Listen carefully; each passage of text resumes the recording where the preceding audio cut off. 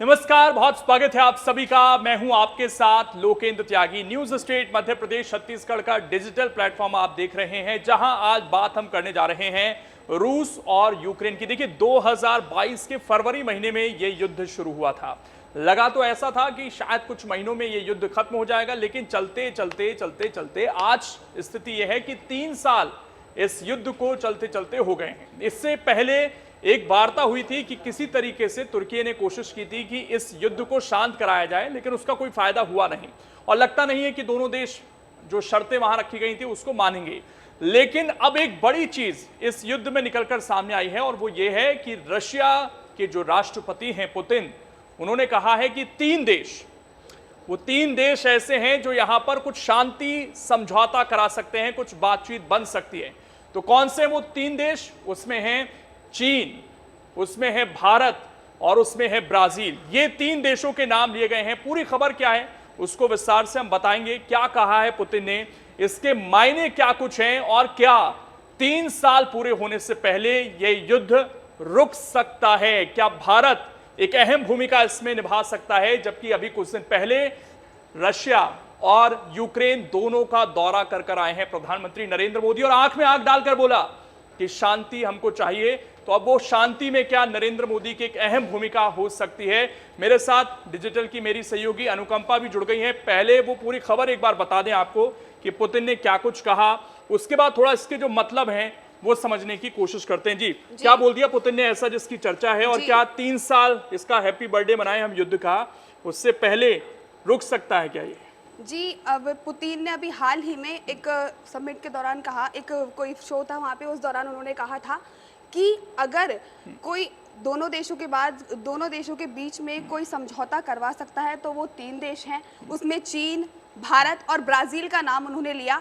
देखिए, अब हम बात करें चीन की। अगर चीन दोनों देशों के बीच में अगर कोई समझौता करवाता है तो उसके लिए कभी भी यूक्रेन और नाटो और अमेरिका कभी भी राजी नहीं होगा, खिलाफ होगा। तो इस वजह से देखा जाए तो चीन कोई समझौता नहीं करवा पाएगा। अगर हम ब्राजील की बात करें तो ब्राजील को उस स्तर पर भरोसा नहीं होता, मतलब दुनिया को और देशों को कोई भरोसा नहीं हो सकता ब्राजील पे। और वही अगर हम भारत की बात करें तो भारत कहीं ना कहीं इस दोनों देशों के युद्ध में शांति स्थापित करने के लिए एक अहम रोल निभा रहा है। जैसे कि हम बात करते हैं कि भारत अभी प्रधानमंत्री नरेंद्र मोदी पिछले महीने 23 अगस्त को यूक्रेन के दौरे पर गए थे। उससे पहले जुलाई महीने में वो रशिया के दौरे पर गए थे। दोनों से ही जब बातचीत करी थी वहाँ के राष्ट्रपति से, तो उन्होंने कहा था कि हम शांति चाहते हैं, भारत किसी के पक्ष में नहीं है, बस वो शांति की एक बात करता है। तो अब देखा जाए तो अब दोनों देशों में बात करते हुए पीएम मोदी ने देखा गया है कई बार। तो अब देखना होगा कि अब जिस तरह से अहम यही तो खूबी है ना देश की हमारे, यही तो प्रधानमंत्री नरेंद्र मोदी की शक्ति भी है। देखिए, दोनों देशों के यहाँ पर गए, आंख में आंख डालकर बोला हम तटस्थ हैं, हम किसी के साथ नहीं है। यूक्रेन ने कहा हम नाराज हो रहे हैं, लेकिन वहां जाकर उनको भी मना लिया। तो इसीलिए इसमें जैसा बता रही है अनुकंपा कि अगर कोई देश है जो सबसे अहम हो सकता है तो वो भारत ही है।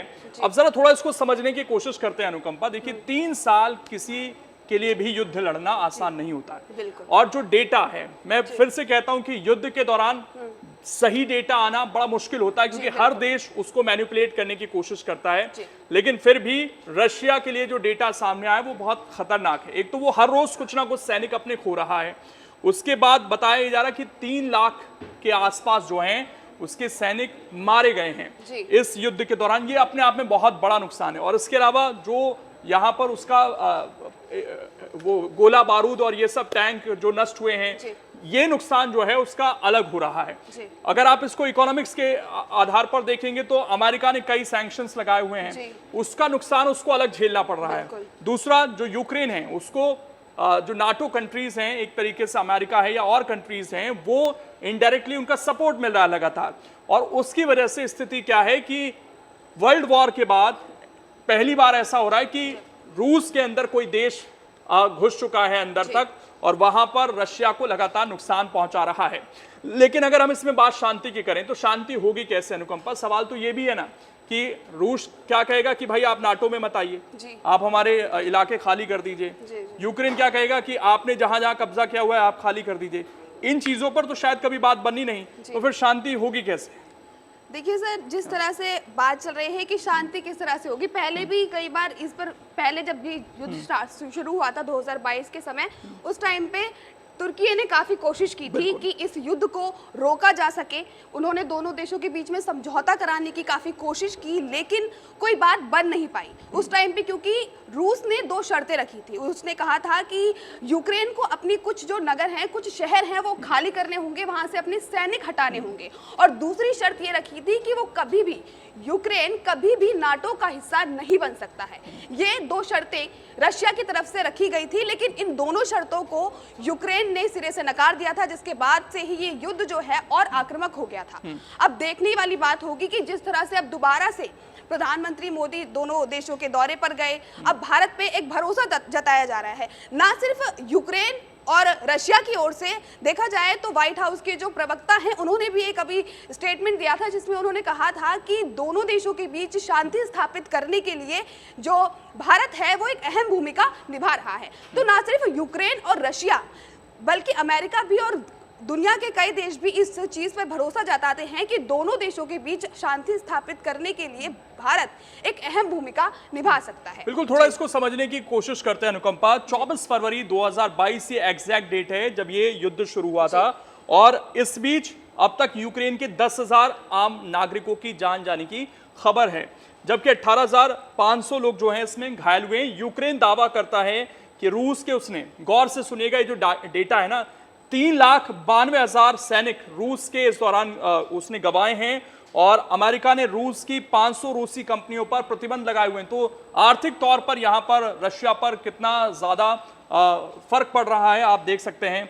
ये जो हम वीडियो बना रहे हैं ना यूट्यूब पर, इन सब के भी प्रतिबंध है रशिया के अंदर। आज की डेट में स्थिति यह है। रूस यूक्रेन जंग में 6 अगस्त 2024 को ये निर्णायक डेट है, इसको गौर से सुनिएगा। ऐसा पहली बार हुआ जब यूक्रेन ने रूस में घुसकर उसके एक शहर पर कब्जा कर लिया, और तभी से यूक्रेन लगातार रूस पर हमलावर दिखाई दे रहा है। रिपोर्ट्स के मुताबिक 20 दिन में यूक्रेन के हमलों में रूस के 31 नागरिकों की जान जा चुकी है। जो अलग अलग इंटरनेशनल रिपोर्ट्स है उसका हवाला देकर मैं आपको जानकारी दे रहा हूं, तो गौर से सुनिएगा, बड़ी अहम चीजें हैं। और दूसरे विश्व युद्ध के बाद ये पहली बार है जब रूस की धरती पर किसी विदेशी ने, या कहें उसके दुश्मन ने, पैर रखा है। तो ये बहुत बड़ी बात हो जाती है। और यूक्रेन ने 2 हफ्ते में रूस के 1263 वर्ग किलोमीटर इलाके पर कब्जा कर लिया था।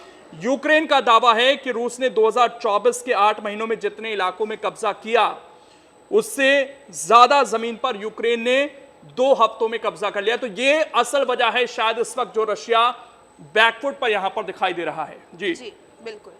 देखिए, जिस तरह से सर कह रहे हैं कि बैकफुट पर रशिया दिखाई दे रहा है, क्योंकि अभी यूक्रेन ने दावा किया है कि जितनी जमीन 8 महीने में जितनी जमीन पर रशिया कब्जा नहीं कर पाया था, उससे ज्यादा अब ये कुछ 15 से 20 दिनों के अंदर यूक्रेन ने उस जो एरिया है रशिया का, उस पर कब्जा कर लिया है। देखा जा रहा है कि पहले जब ये युद्ध शुरू हुआ था तो जब हर देश सोच रहा था कि ये जो युद्ध है वो 1 से 2 महीने में खत्म हो जाएगा, क्योंकि यूक्रेन रशिया के सामने ज्यादा दिनों तक नहीं टिक सकता। लेकिन अब जिस तरह से देखा जा रहा है कि इस युद्ध को चलते हुए 2.5 साल हो चुके हैं, और अब भी यूक्रेन कहीं ना कहीं डटा हुआ है जंग के मैदान में कि नहीं, आप पीछे नहीं हट रहा है। जहां पहले देख रहे थे कि रशिया फ्रंट फुट पे नजर आ रहा था कि वो आज सामने की से वो बैकफुट पर है। और देखिए, एक और रिपोर्ट है, मैं जैसा कह रहा हूं कि अलग अलग रिपोर्ट्स में अलग अलग डेटा मिलेगा, और इसी के बीच में कहीं सच्चाई छिपी है, तो उसको आप जरूर आकलन कीजिएगा। एक और रिपोर्ट है जो ये कह रही है कि रशिया ने 6,16,300 सैनिक खोए हैं। तो मैं इस चीज को कोट करता हूं कि अलग अलग रिपोर्ट्स हैं, अलग अलग डेटा हैं, लेकिन इसके बीच ही कहीं ना कहीं सच्चाई जरूर छिपी है, नुकसान हो रहा है। इस रिपोर्ट में यह कहा गया है कि 8,592 टैंक, 16,760 बख्तरबंद लड़ाकू वाहन, 23,881 वाहन और ऑयल टैंक, 17,636 तोपखाने प्रणाली, 1,776 multiple launch rocket system, 940 air defence system, 368 हवाई जहाज, 328 हेलीकॉप्टर, 14,560 ड्रोन, 28 जहाज और नाव और 1 पनडुब्बी यहां पर इस युद्ध में खत्म हो चुके हैं। तो सोचिए कितना बड़ा नुकसान है जो रशिया को लगातार हो रहा है, और कोई भी इकोनॉमी जो है वो ग्रो नहीं कर सकती है। प्रधानमंत्री नरेंद्र मोदी ने कहा कि ये समय युद्ध का नहीं है, ये समय शांति का है। शांति बनेगी तभी, जब हम कहते हैं ना दुनिया आगे बढ़ेगी, तभी भारत भी आगे बढ़ेगा और एक शांति कायम होना जरूरी है। युद्ध से कोई रिजल्ट नहीं निकल सकता है। और देखिए, इस आर्थिक दौर में जब हर देश अपने लिए कहीं ना कहीं संभावनाएं तलाशता है, किसी को नाराज नहीं करना चाहता है, उसमें सोचिए भारत एक ऐसे अपने आप में महाशक्ति बनकर उभरा है जब वो तटस्थ है। रूस हमारा बहुत अच्छा दोस्त है, लेकिन हमने ऐसा नहीं कि हमने इस वॉर में जाकर रशिया का साथ दे दिया। हमने यूक्रेन को भी साथ कर रखा, रशिया को भी साथ कर रखा। अमेरिका का दबाव लगातार उन देशों पर है जो रशिया का साथ देते हैं, तो उसको भी साथ कर रखा। ये भारत की शक्ति, और इसीलिए अब पुतिन को कहना पड़ रहा है कि शांति कोई करा सकता है तो वो भारत ही है। अब देखने वाली बात है कि दोनों देश क्या आते हैं टेबल पर, अगर भारत में क्या कोई हमें शांति समिट देखने को मिलती है। और ये सारी जानकारी आपको कहां मिलेगी? न्यूज स्टेट पर मिलेगी। इसलिए इस चैनल को जल्दी से आप सब्सक्राइब कर लीजिए। आप हमें कहीं भी देख रहे हैं, ताकि आपको जल्दी से जल्दी नोटिफिकेशन मिले और सारी जानकारी मिलती रहे। तो जुड़े रहिए हमारे साथ, आपको प्रदेश की, देश की और इंटरनेशनल तमाम जो अपडेट्स हैं वो यहां लगातार मिलती रहेंगी। न्यूज नेशन अब व्हाट्सएप पर खबरों के ताजा अपडेट के लिए न्यूज नेशन के इस QR कोड को स्कैन करें।